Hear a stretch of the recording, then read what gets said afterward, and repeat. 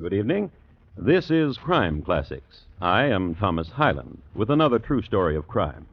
Listen. That's a couple of crocodiles roaring. They can do other things. They can snap. They can slither. As a matter of fact, when there's zoos around, they do this most often. They lay eggs, too, but no one's ever heard it done. The crocodiles who've been doing things for us are East Indian crocodiles, from a province in the south through which the Ganges flows. Each village in the province has its private pit, dedicated to the happiness of their slimy and slithering friends. And sometimes a fellow would lose hold and fall into the pit, or jump in, or be pushed in. However they got there, the crocodiles took them in their stride. People were their favorite dish. So tonight, my report to you on Raschi among the crocodiles and the prank he played. Crime Classics, a series of true crime stories from the records and newspapers of every land, from every time. Your host each week, Mr. Thomas Hyland, connoisseur of crime, student of violence, and teller of murders. Now, once again, Mr. Thomas Hyland.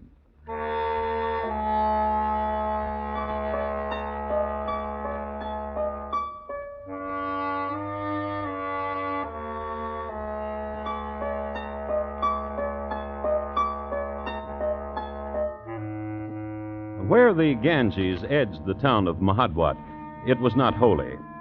As a matter of fact, there was little to note in the town of Mahadwat. True, there was the crocodile pit, but the crocs were smaller than in, for instance, the village of Gumbao, just 3 miles down the river. Mahadwat had its share of temples, but they were kind of run down. It had its quota of fakirs, 4 of them, but none of them outstanding, as, for instance, the gray fakir of Gumbao, to whom everybody brought ashes.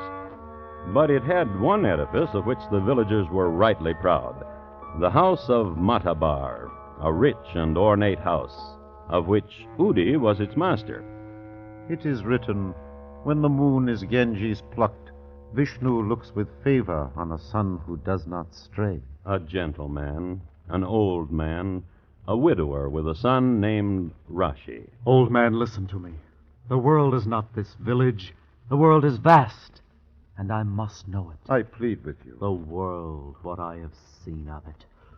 Fruits and ecstasies and all manner Fool. of delights. Fool! It is written, he who tastes I sweet. care not what is written. And what do you do when you wander, son? Beg.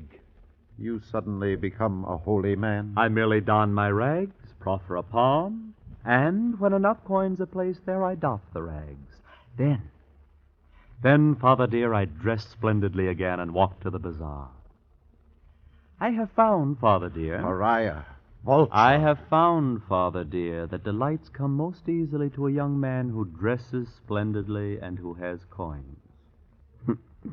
Surely that is written someplace, or will be written. Father. What? I would not stray. I would remain in the village if you would give me of your wealth.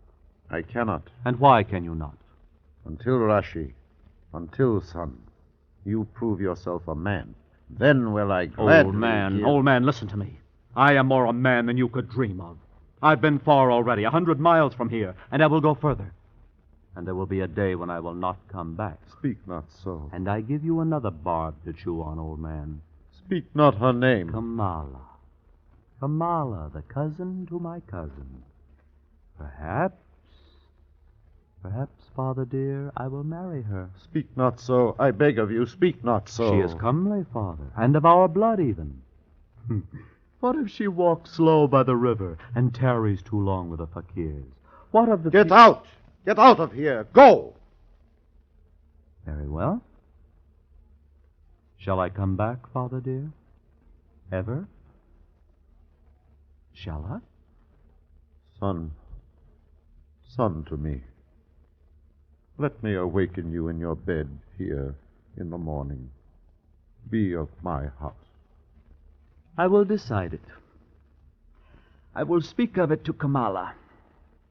Then I will decide it.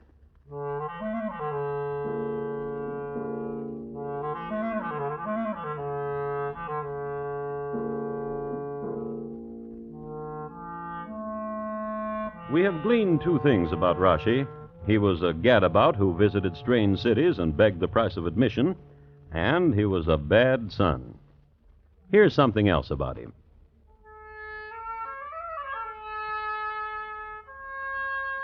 He played a musical instrument, a reed pipe. He would go out by the banks of the river, find a clearing in the jasmine, sit and look at the moon. He liked very much to look at the moon, for this same moon rode over the far places, and Raschi was a dreamer. Then, to his dreams, he would finger himself a tune. You might say, didn't he draw cobras? No, he didn't. He drew his cousin's cousin, Kamala, who had a weakness for reed pipers, especially her cousin's cousin, Raschi. Blessed evening, Raschi. Of sadness is your song, and longing. Why longing, Raschi? I am here.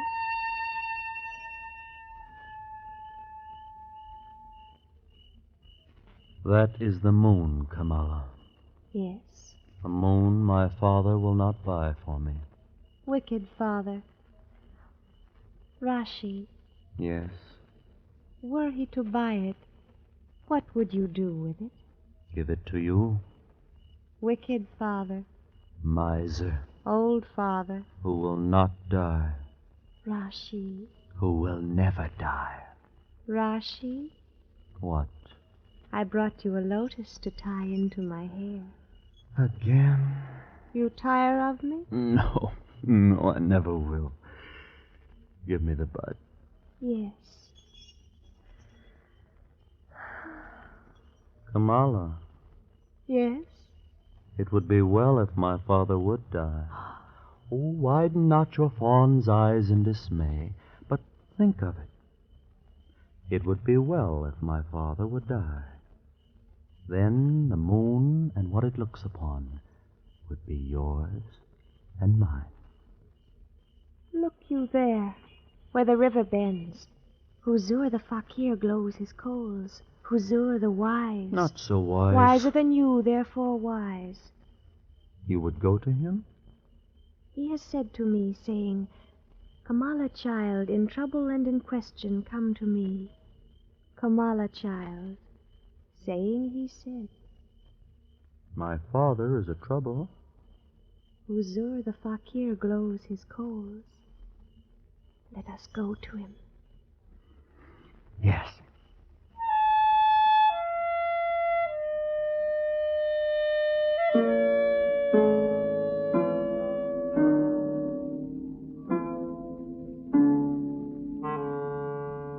Near not yourself to the glowing coals, Kamala, child. I will be careful. Huzur, It is grievous, this riddle you present. How say you it again? the cousin to my cousin will tell it. The riddle is this. In a far place dwelt a wealthy man. He prized his gold and his jewels above all, save his son. His son to him was as the gentle rain and the shining stars. Yet, impoverished, he kept his son. And the riddle is this, Fakir. Would not the earth spin more easily if such a father would die and be delivered of his wealth to his noble son? I like riddles. Well, would not the earth spin more easily, as Raschi has said, if such a father... Rather consider such a son. If such a son be dead, would not the father have an easier time? 20 rupees, please. Do not pay him, Raschi. He has told you nothing. Not one rupee, Fakir. Very well. At least spread the coals for me so that I may walk and soon... Spread them yourself. Very well, child. Yet I wish a blessed evening to both of you. Blessed evening, Fakir. But no rupees. Come, Raschi. What shall we do, Kamala? We will think of something. How shall we start thinking? With evil. Let us try that, beloved.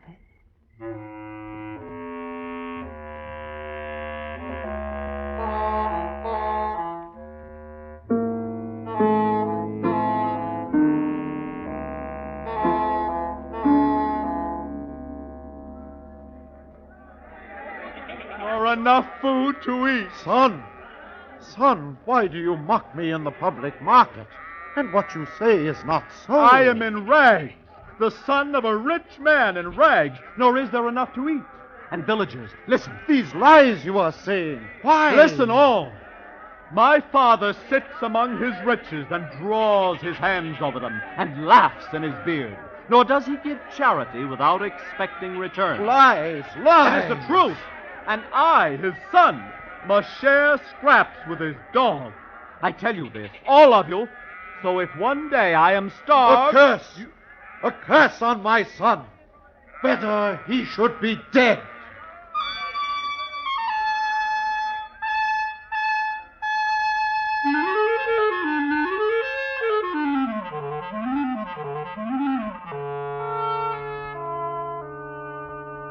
Which happened in the bazaar in the town of Mahadwat, so everybody heard it or was told about it. Results? Much nodding of heads and plucking at beards and mumbling and gossip at the wells. And more so when Raschi was suddenly not around any longer, not at his usual haunts, and no more piping of the reed among the jazzmen. People forgot that Raschi disappeared from town quite often. Instead, they remembered what his father had shouted at him in the bazaar. A father had growled, and the villagers were mumbling. And one day, this happened. What brings you to my house? You are my cousin's uncle, Udi. Should I not be in your house? Speak what you want and go. I have a letter. From my son. No, not him. Where is he? I will read you the letter. Give it to me. Gently, gently. Very well, then. Very well, then. To Kamala, beloved of Raschi. Very well, then. Read it. Do you pray me? I pray you. To Kamala, beloved of Raschi. The father of Raschi has slain him and has hidden his body. Lie. What lie is this? So the letter says. Who sent such a letter? I found it at my door. There is no name to it. It is a lie. Nevertheless, I will journey to Gumbau, where there are people of England who are called police. And I will show them this letter. Kamala, child. I will journey now. I pray you. This minute.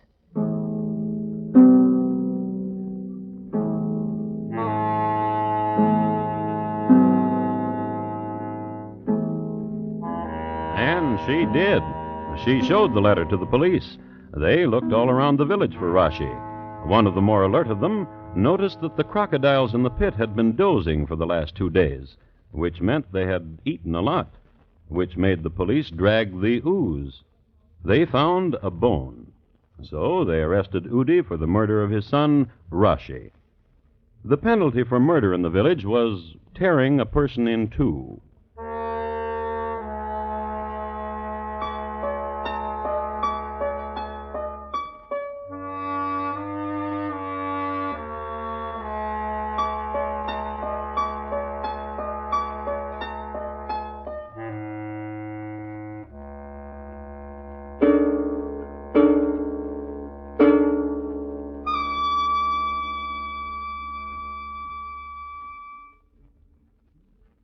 You are listening to Crime Classics and your host, Thomas Hyland. This Friday night, hear the death bargain murder case, one of the most thrilling yet for Mr. Keene, tracer of lost persons. Under the terms of a strange agreement, 2 beautiful actresses find themselves in the shadow of violent death. It's a puzzler that calls for fast action and deduction by the old investigator, Mr. Keene of CBS Radio. Don't miss him Friday night on most of these same stations. And now, once again, Thomas Hyland and the second act of Crime Classics, and his report to you on Raschi among the Crocodiles and the prank he played.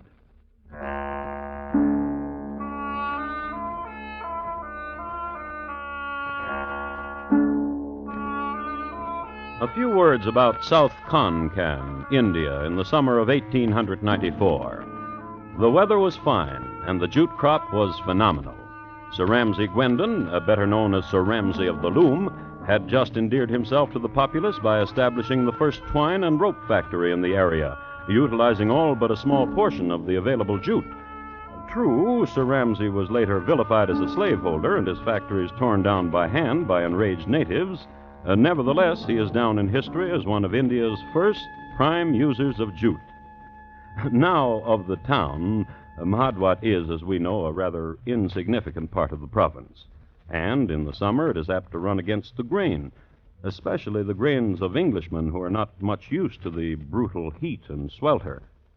So it came to pass that the Englishman who happened to be in town at the time, and who was a policeman, is an Englishman who should be admired. His name, Roger Sharman, a man of infinite patience. Go on. I did not kill my son. I did not. Well, go on. I loved my son. He was my strong right hand and my boon. A moment. My dear, Yes, sir? what is it that you tell me has been bruited about in the bazaar? Child?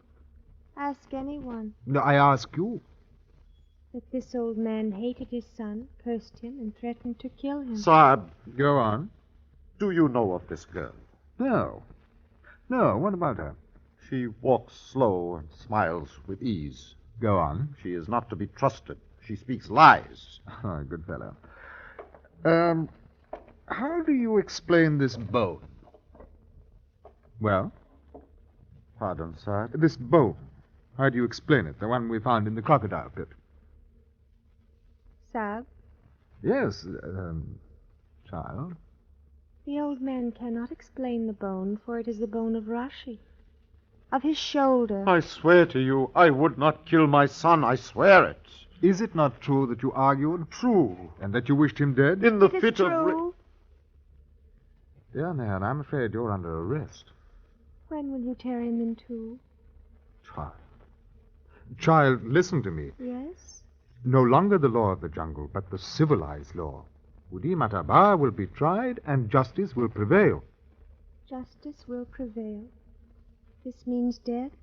If he is guilty. I am not guilty. My dear fellow, you say that so often. What are you trying to hide, dear fellow?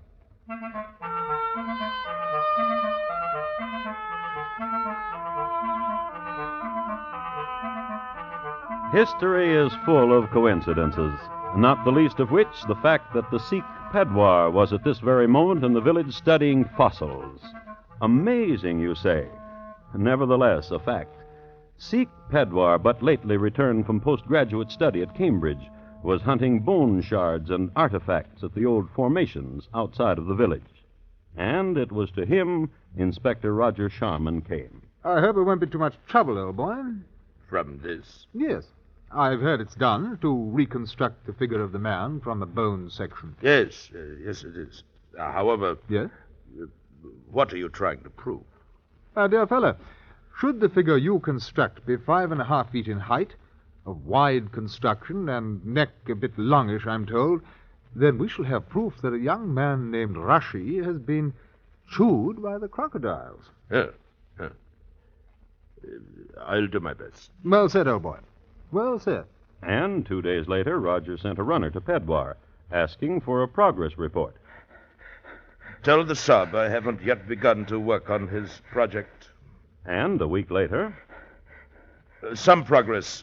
Tell the sub to give me a fortnight. and in a fortnight, Tell the sub I'm sorry I was interrupted. My sister came of age and there was a celebration. and a week after that. Tell the sub he's welcome to come to see the reconstruction. Tell him I suggest he bring along the chap who's accused of the deed. Which the runner did. Good. Very good. Excellent. Thank you. Bully.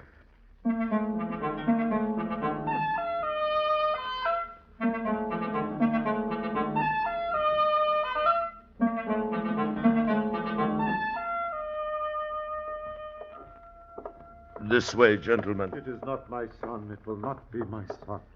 But if it is my son, I did not do it. I swear it. Well, you keep saying that, old chap. Right in here.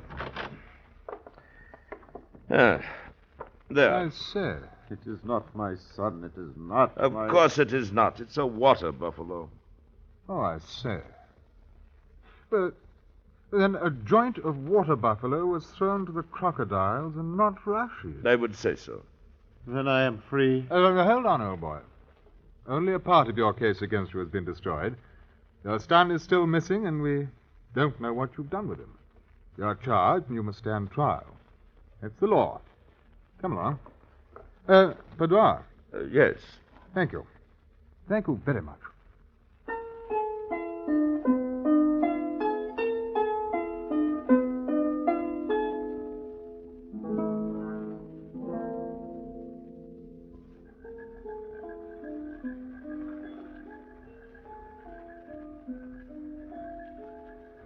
In the north, dear Kamala, towards Scotland, when the summer comes in gently, there are nights such as this. And are you very rich, Inspector? Oh, please, child, call me Roger. Are you very rich, Roger? Rich? Yes. How do you mean, child? Money. Child, you must listen to me. To what? The letter Letter? that you received that said Udi murdered his father, He did. that said he threw his son into the pit with the crocodiles. He did. And the bone? It is the bone of a water buffalo, child. How could you know? But you knew, How could you know? How wise you must be. and Raschi is alive. How very wise you must be. Is he alive? Come. I know a place nearby. Kamala. Come. No. Come. Kamala. Why? Kamala, you cannot let an old man die. If Raschi is alive... If Raschi is alive. If Raschi is alive. Find out if he is alive. Go.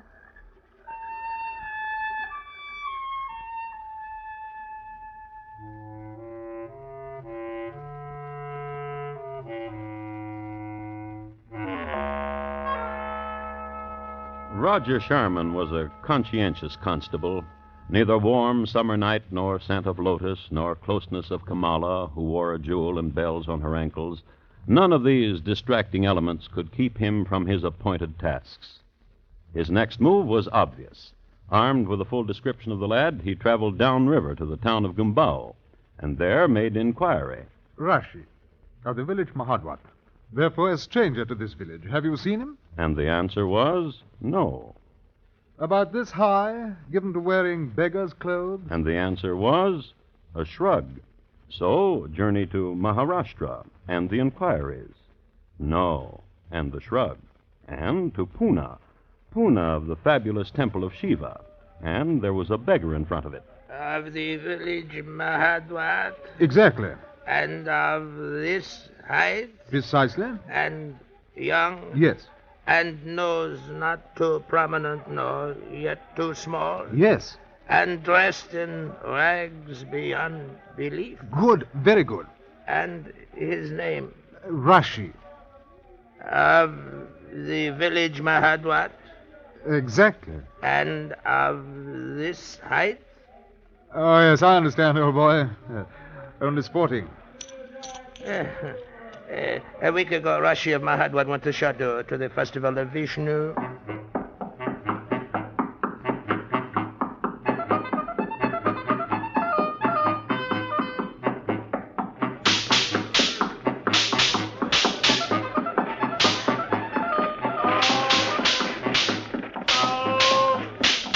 Alms for the love of Vishnu! Alms! Oh, may the goddess Vishnu embrace thee with all I say, old boy, isn't your name Raschi? Aren't you from Mahadwat? Aren't you? I say, don't try to run. You. Oh, very well. I say, now. Don't tussle. No, it's useless, you know. You're caught. You're a prisoner of the crown. Now, come along.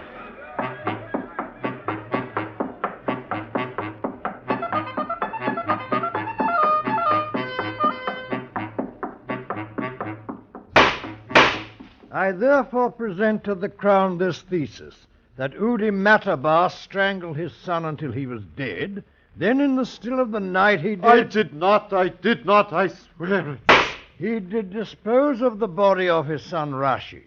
I ask the court to look at the accused. Where in the court's memory has he seen such evil in a face, such depravity? I am a good man. I have never harmed even a face eaten by lust and avarice. His tongue tells the lie of serpents, and his eyes mirror the wantonness No.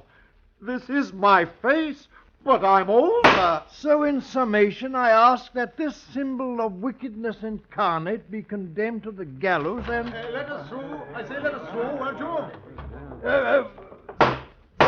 What disturbance? I'm sorry to spoil the show, old boy. What is this? Well, there's been no murder, old boy. This bundle of rags is... Raschi, my son. It is I, Father. Ah, you see? What a show. Raschi. They would hang you. No. I knew you would come back. You knew? Yes. Because you are my son. Father. Yes. Once I was not your son. Now I am. Did you hear? Father. Yes, son. It is written, when the moon is Ganges plucked, Vishnu looks with favor on a son who does not stray. Well said, old boy. Bully.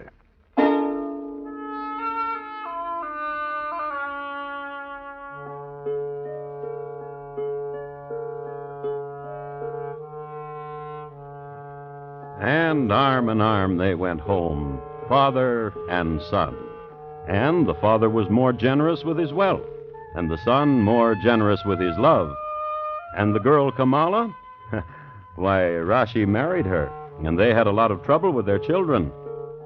And the Ganges flowed down to the sea.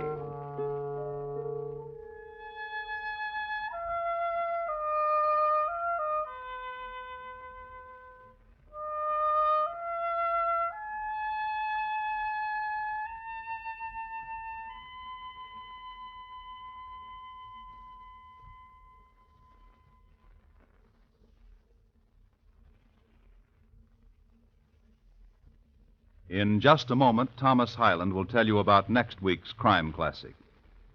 Raschi Among the Crocodiles, tonight's crime classic, was adapted from the original court reports and newspaper accounts by Morton Fine and David Friedkin. The music was composed and conducted by Bernard Herrmann, and the program is produced and directed by Elliott Lewis. Thomas Hyland is portrayed on radio by Lou Merrill. In tonight's story, Jack Edwards was heard as Raschi, Jane Webb as Kamala, Edgar Barrier as Udi, and Ben Wright as Raju. Featured in the cast were William Conrad, Jack Crucian, and Eric Snowden, Bob Lamont speaking. And here again is Thomas Hyland. Next week, the Caribbees in the year 1704, when a girl could get a wedding present that meant something, like an island, even if it hurt her husband's career. My report to you will be on Blackbeard's 14th wife, why she was no good for him. Thank you. Good night. CBS Radio will follow you wherever you may go. So if you want the very best, tune us in and be our guest on CBS Radio.